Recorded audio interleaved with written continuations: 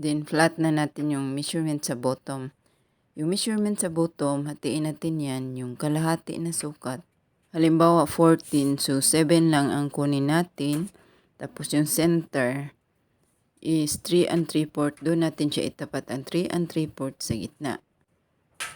Tapos yung 3 and 3/4 din sa kabila. Ganon din sa knee line. Halimbawa sa knee line is 17, yung kalahati ng 17, 8 and 1/2. So 4 and 1/4 yung center.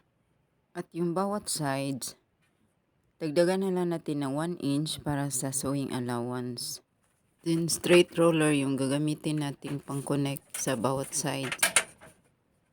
Yung plus 1 inch, yun yung back, yung sukat sa knee at sa bottom. Yun ang magiging front side natin. Ang sukat sa hips,